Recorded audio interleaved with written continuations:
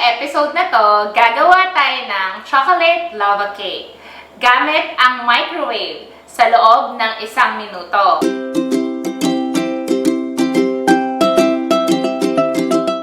Hi! I'm Fatima. Welcome to the first episode of All Edible. Swak na swak itong chocolate lava cake ngayong pandemic dahil madaming naiingganyang mag-bake ngayon. At dahil madaming nagre-request na mag-release ako ng recipes ko, eto na yon guys! Tara! Mag-bake na tayo!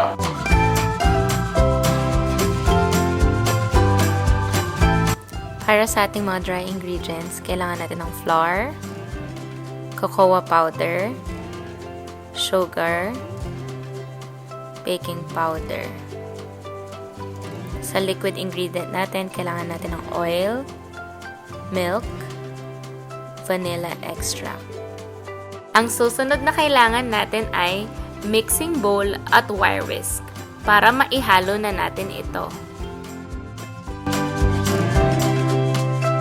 Ang unang sangkap na isisift natin ay 4 tablespoons of cake flour. Pwede din natin gamiting alternative ang rice flour or all-purpose flour para dito. Siguraduhin lang po natin na i-adjust natin ang ating milk para makuha natin ang consistency na kailangan natin. Ang susunod ay gagamit tayo ng 3 tablespoons of white sugar. Isi-strain lang din natin ito. Ang susunod ay 2 tablespoons of cocoa powder. Siguraduhin lang natin na walang buo-buong ingredient para hindi magkaroon ng lumps ang ating mixture dahil pwede itong maka-affect sa ating final product. Ang susunod na kailangan natin ay 1/2 teaspoon of baking powder. Isi-strain lang din natin ito hanggang mawala ang mga buo-buong ingredient. Ang susunod ay gagamit tayo ng 6 tablespoons of milk. Siguraduhin natin na nasa room temperature ang ating milk. Pwede din tayong gumamit ng non-fat milk or mga skim milks or kung anong available na milks sa ating mga bahay.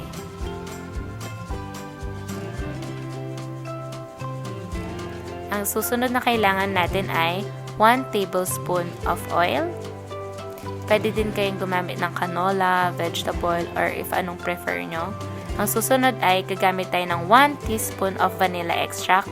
Pwede din kayong gumamit ng almond extract or any extract na gusto nyong gamitin. At ngayon, gagamit ako ng wire whisk. Imimix lang natin ang mga ingredients natin hanggang well incorporated ito at maiwasan natin ang lumps dahil pwedeng maka-affect ito sa ating final product.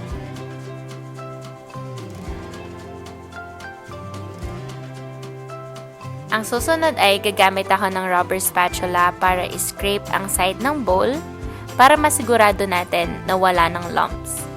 At ngayon, gagamit ako ng mug. Ibubuhos natin ang ating mixture. Siguraduhin po natin na hindi tayo gagamit ng glass, plastic, or metal dahil ang gagamitin po natin ay microwave.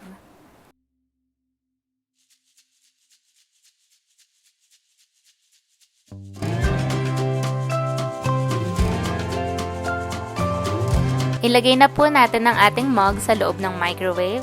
Siguraduhin po natin na nasa gitna ang mug para maiwasan po natin na tumapon ang ating mixture.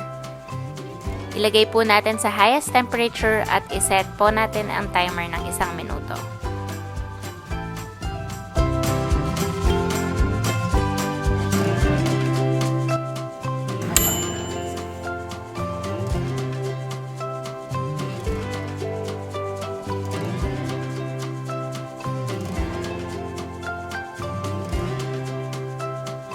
Ayan na!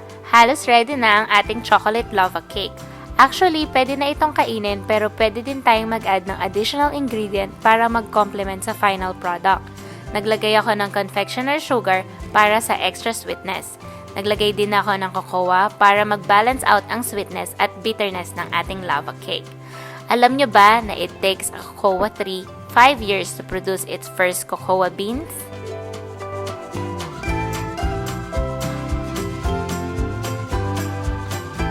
Sobrang sarap ng recipe na to. Tried and tested ko na to. At isa pa, napakadali pa niyang gawin. This will surely satisfy your chocolate cravings. Sana natuwa kayo sa ating quick recipe today. If gusto niyo pong subukan ang recipe ito, don't forget to post your Instagram stories with the hashtag allediblemugcake. Kita-kits po tayo sa susunod na episode. This is Fatima and you're watching All Edible.